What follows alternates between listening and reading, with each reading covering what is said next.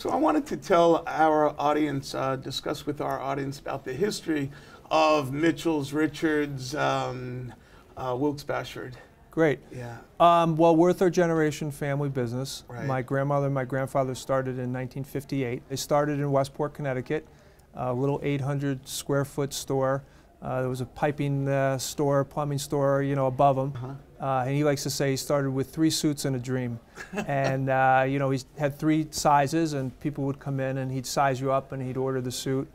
My grandmother took care of, you know, everything else, and my great-grandmother was the seamstress and tailor. Who were the competitors back then? Were you singled out as a new forward-thinking business?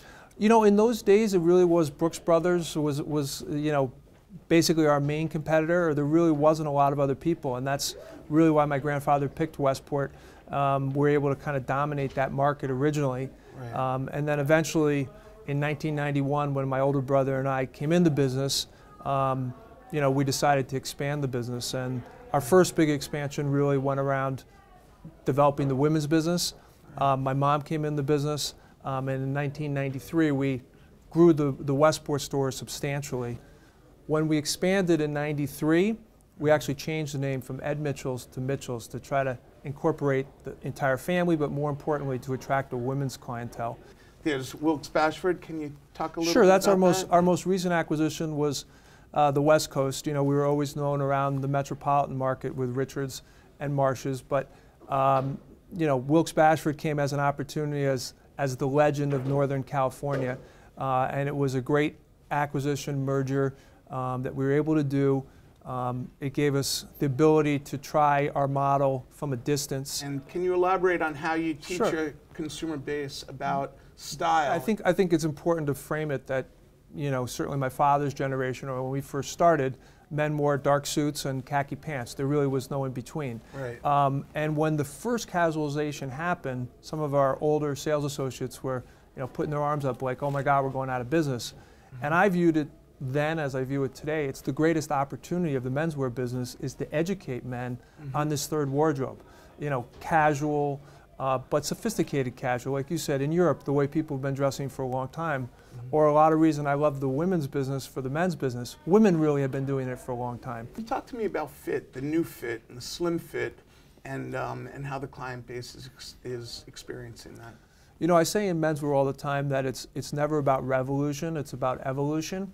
And over the last 3 or 4 years, the evolution of fit has finally taken hold. And what I see is guys who have experimented with it and bought a new fitting suit or a new fitting jean, all of a sudden they're getting compliments. And sometimes it's, I think, a misnomer, you've got to be real skinny to wear these fits. No, it's more flattering to wear these fits for almost every body type. And so as people have experimented, it might even be the same khaki pant just in a new fit, or the same navy suit or sport coat.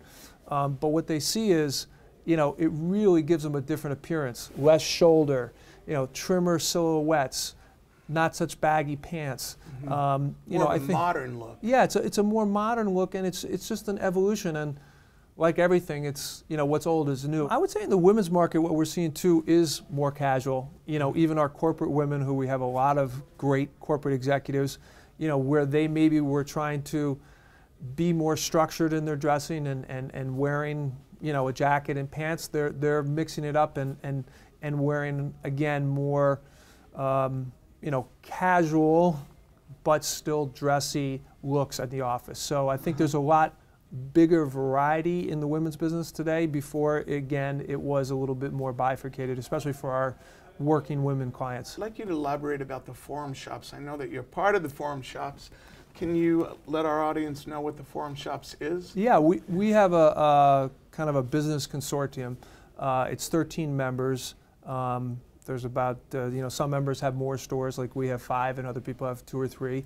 And it's a business sharing group, basically in men's and women's. A lot of the men's stores like us have gone into the women's business, and we share everything from, you know, what's working, what's not working, expense ratios, you know, how we're driving our business, what we're seeing in different markets. Can you elaborate on how that technology has, and the forward push of your brand, how that's going to go? Is there buying online? How does one keep fit if they're buying online and where you're measuring someone here? Sure.